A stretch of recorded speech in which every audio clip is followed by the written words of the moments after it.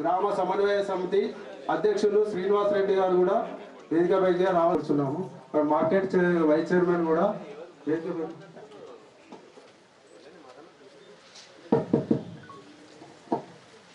గారికి, అలాగే మన గౌరవ శాసనసభ్యురాలు శ్రీమతి శోభక్క గారిని, శ్రీమతి భాగ్యలక్ష్మి గారికి, అలాగే మన స్పెషల్ అధికారి ఈ రైతు బంధు, అలాగే 100 రోజులలో మరి మన రెవెన్యూ అధికారుల చేత మరి ఆ కార్యక్రమాన్ని చేపట్టి నిర్వీర్యంగా మన గౌరవ కలెక్టర్ గారు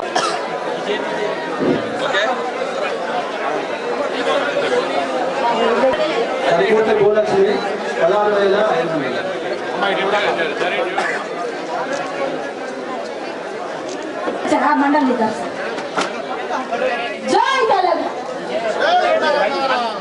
तेलंगाना जय तेलंगाना केसीआर गारी नायकत्వం केसीआर गारी नायकत्వం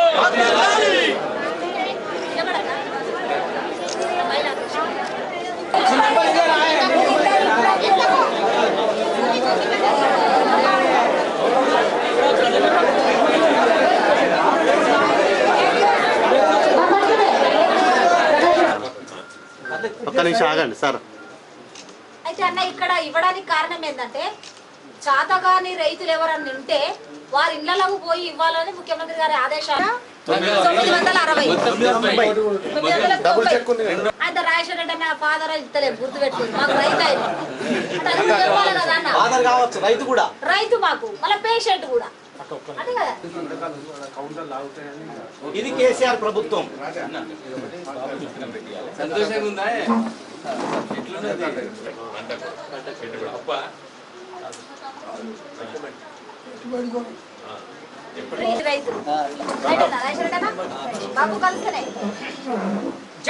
మీటింగ్ ఏర్పాటు చేసి మమ్మల్ందరినీ కూడా మీతో మమేకమై ఈ మీటింగ్ పెట్టుకోవడానికి ఏర్పాటు చేసిండు.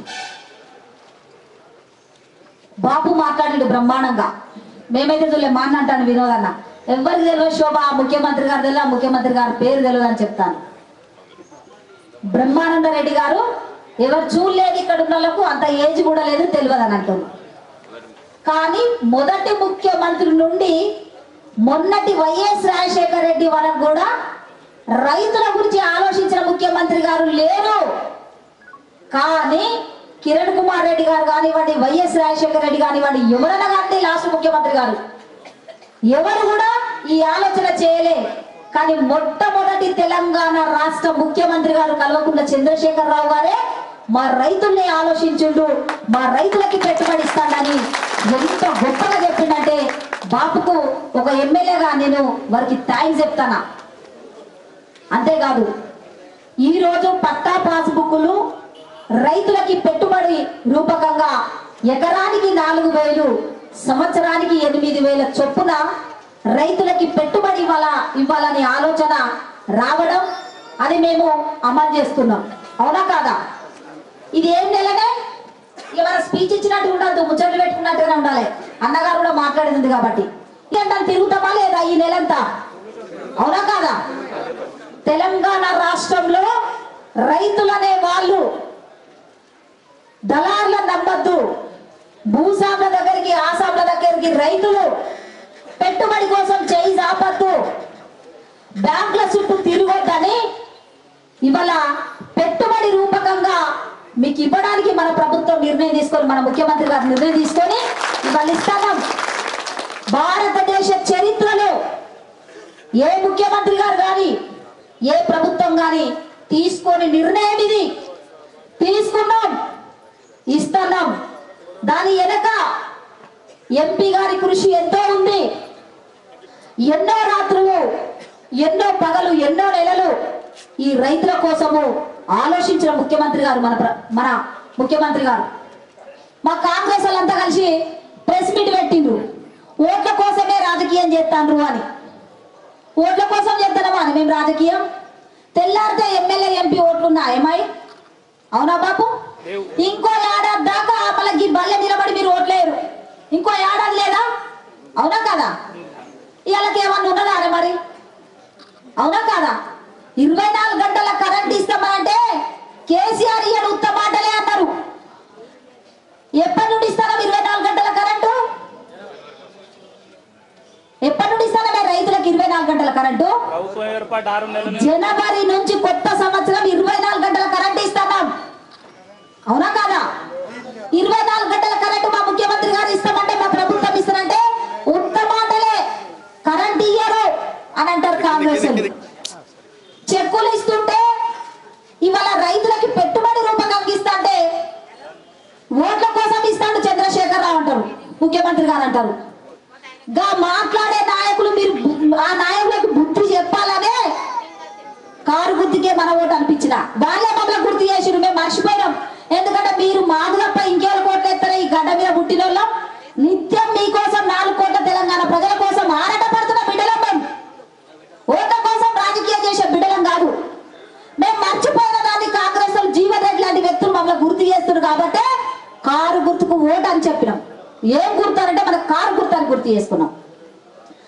అంతేకాదు మా ఎంఆర్ఓ వారు ఇక్కడ కూర్చున్నారు కదా, ఎంఆర్ఓ ఆ జీవన్ రెడ్డి, ఆ పొన్నం ప్రభాకరు, ఉత్తమ్ కుమార్ రెడ్డి మాట్లాడి అన్ని చదివినట్టే పాపం.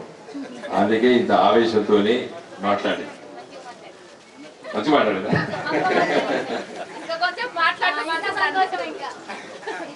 ఇంకా నేను ఉన్నా కాబట్టి కొంచెం తగ్గించుకున్నాను.